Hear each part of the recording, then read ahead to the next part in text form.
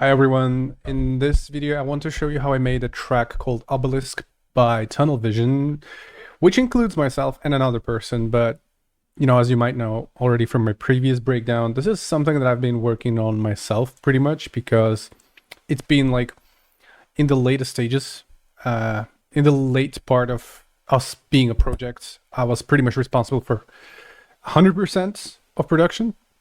So this track was released on Viper, and it kind of came about almost in the last minute because I had 3 tracks and I thought, 4 looks good. And I tried something and got lucky a little bit. This track has a specific technical complexity that makes it like a tad more maybe professional and polished than a lot of like newcomers songs would just have like a 8th bar da kind of like a mid bass. And the way that I did it is I basically cloned a couple of short stab basses, the same da basses you hear everywhere, but I made them so that they have slightly different length. And in the drop you will hear that there are a bunch of rhythmical basses that have different quality to them. Let's hear a little bit of that.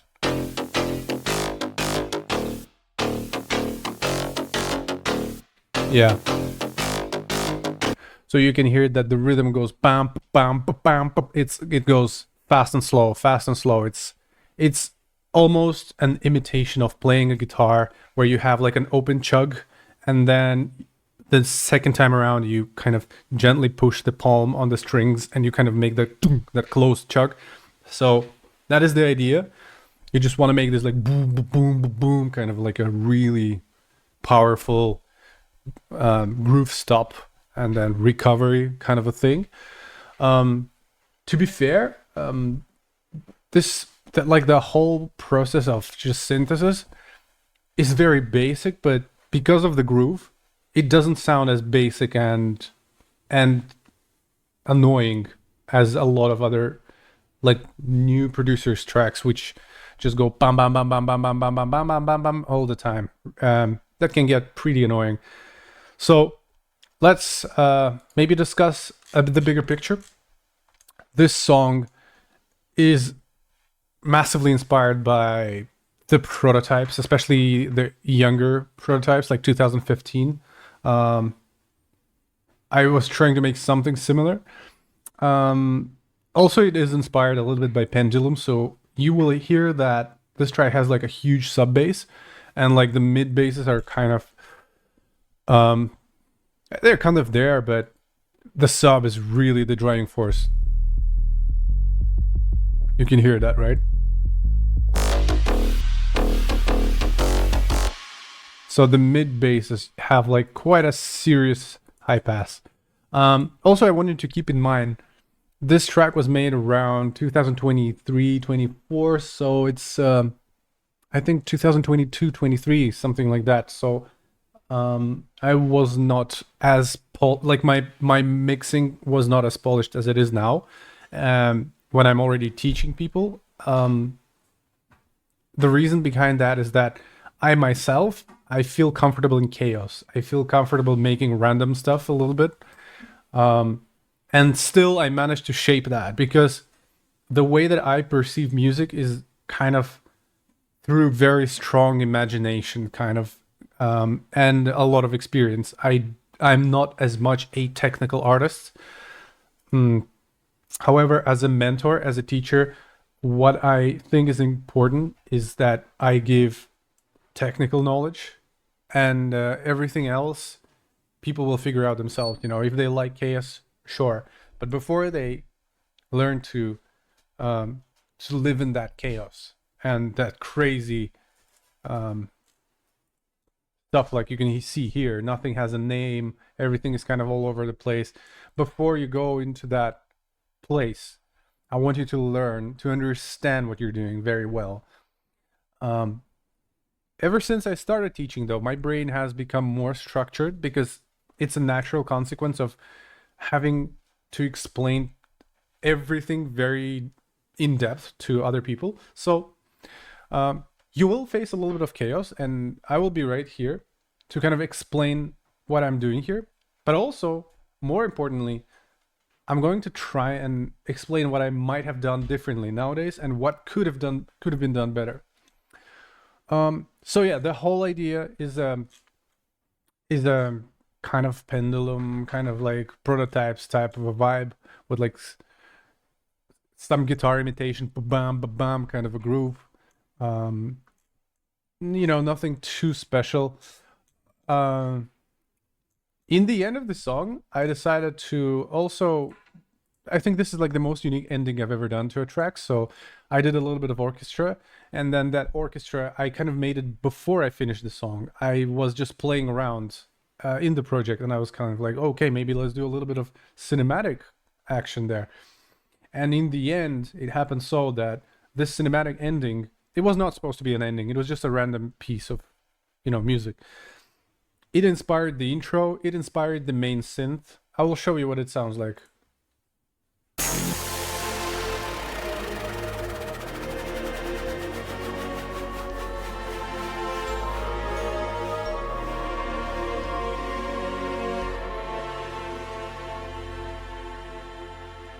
It's got this like Arabic dream kind of a vibe. It's very, very mesmerizing. It's very, very mystic, very cool. It's got a little bit of that like flair of like a old school Disney cartoon or something. It's pretty awesome. I don't want to go into much detail at the moment how I did this, but of course I will show you what libraries I use and how I mix those things. You can see there's a few articulations here and there.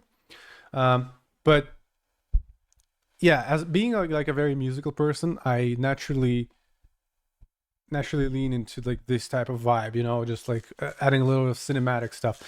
And then after having listened to it enough times as I was producing, I came up with like a little arpeggio that sounds like this.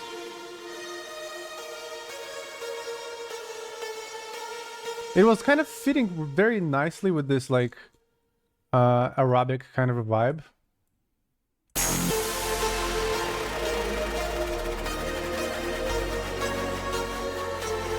You get the point. So it's very easy to inspire yourself to produce something by making like those little repetitive synths or arpeggios. It's not always clear if what you are if what you're doing is an arpeggio or a synth, because this clearly is like both of them. It can be called a synth or like a very slow arpeggio, whatever, but you know, I don't mind you using either of the terms, but well, let's just call it a synth that represents like what an arpeggio would have done otherwise in the song. So like this synth turns out to be the main theme of the song as well. So if you listen to the second drop, second part of the drop.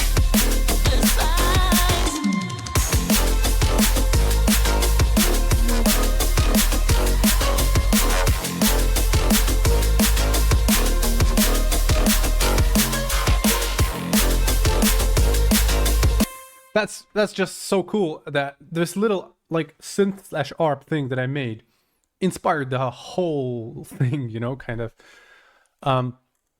Yeah, so maybe let's talk about the basses, because basses are the fundamental part of this track. And let's look at the first layer. The first layer is called bass synth. Of course, everything is super random right here, guys. I have no idea how to explain to you what this is. It's more like I needed some sharp synth, and keep in mind this is quite a long ago. So like I wasn't really technical. I didn't know how to create like there's like pitch bends and everything. So I had to create separate layer just to make it sound like it sounds right here. I just needed that definition in the transients. I kind of really was striving for that. I needed that super defined, super transient kind of a synth. So that's what I did. I created like with a bunch of random wavetables and a bit of drive and a bit of compressor and even like low passes here, even the reverb, just synth like that. I mean, to produce with synths like this is actually quite easy. I will show you a little bit later how you can do this.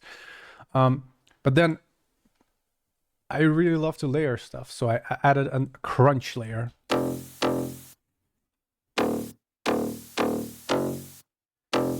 So you can see that I take breaks. Let me show you.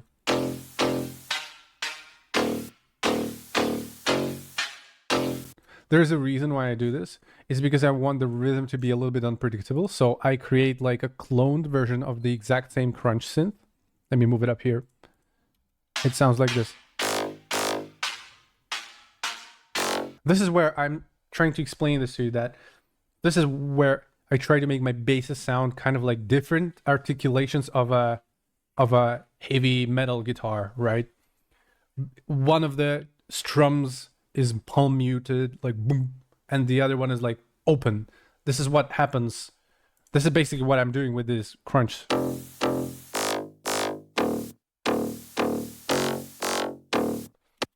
Sometimes I even play them together for some reason. Might have been a technical mistake, might have been a conscious decision. But the idea is that they are different in brightness and they have a very specific place.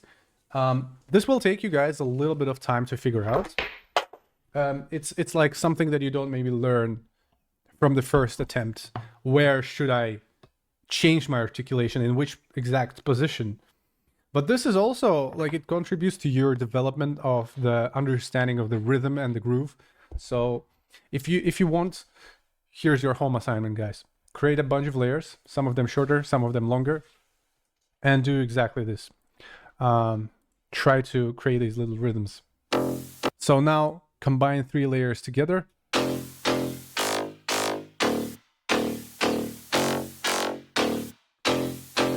Very simple sound as well, just an icon has kick. This one also has like my own kick drum dropped in it. I've shown this many times. You can just drop your own kick drum right here into the wavetable and, you know, just use it as like an alternative to this classic icon has kick layer. I don't want to repeat myself every video, so if you haven't seen my previous breakdown videos, please go watch them. There is information about that as well. I'm trying to make sure that this video I'm focusing on what made this song what it is. First and foremost, not the very specific details about synthesis. So this is also my kick, but you can see these layers are slightly different. The open version has like an icon has kick on top of it, and it's just a little bit longer.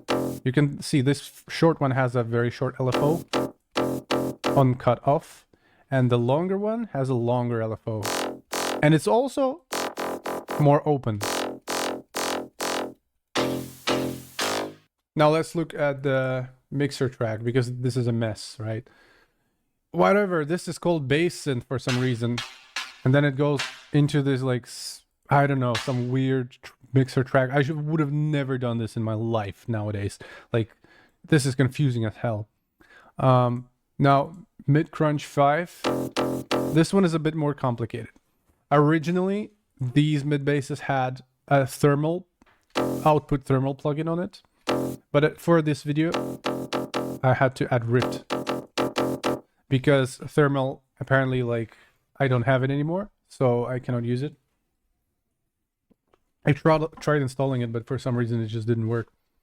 Yeah, so I'm just using like whatever saturates it.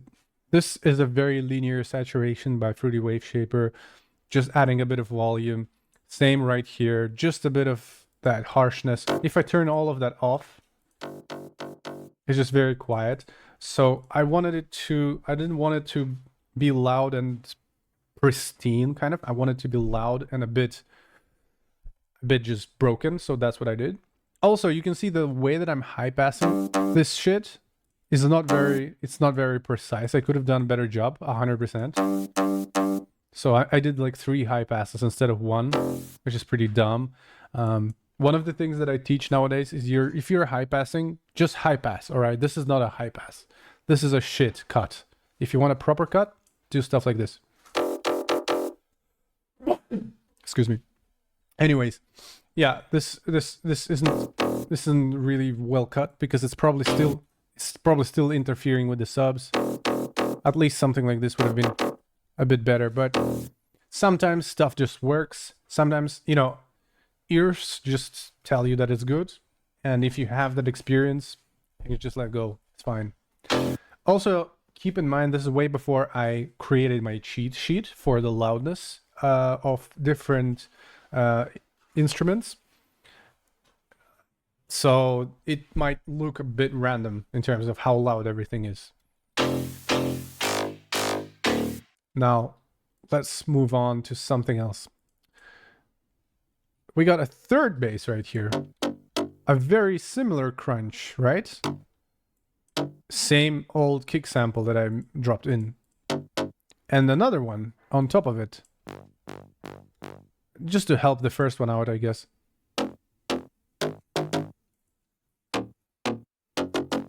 Yeah, just an extra little layer. So if you play that stuff together, listen to this.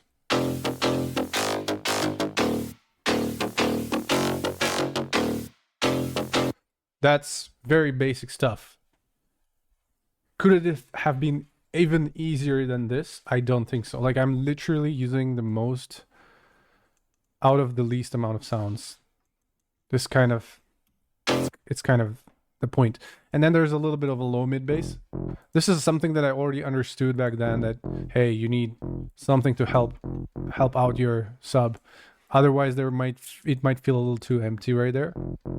Also, very ugly high pass. You can see I'm using some very, very ugly, and I'm not even high passing here. So I don't know, man. Should have done better.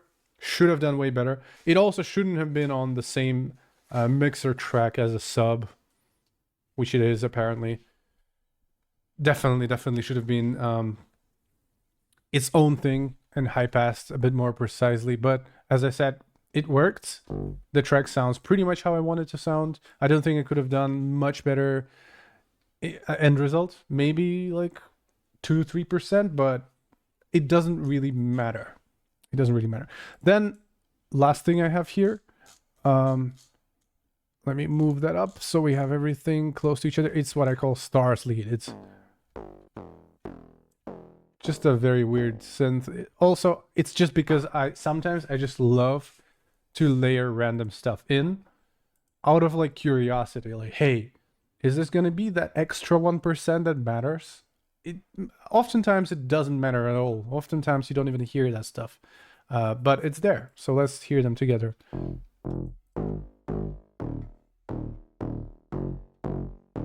For whatever reason, I thought that would be cool. And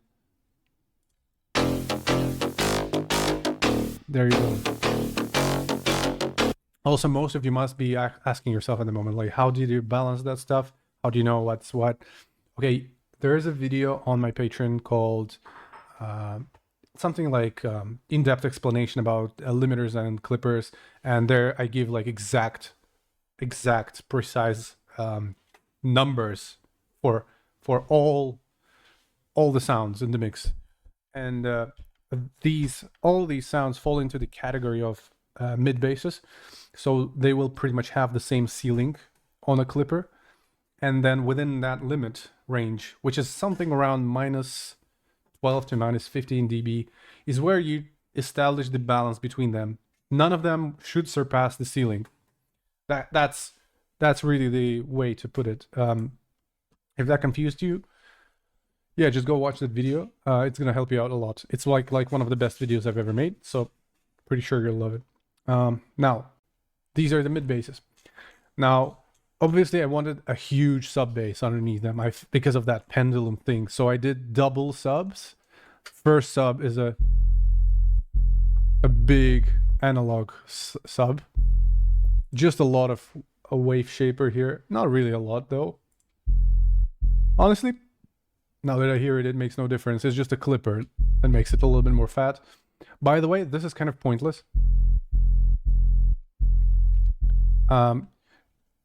If you ask me what would I have done differently, I probably would have not made the sub bass lose its volume with an envelope, because envelope responds for the level of everything that's going on in Serum. This is not very good. You literally lose so much of your sub bass because you're doing this, so it's not a good thing. And then I have like a second stub, like a little stab over here, which, you know, is just kind of like playful. It helps the groove.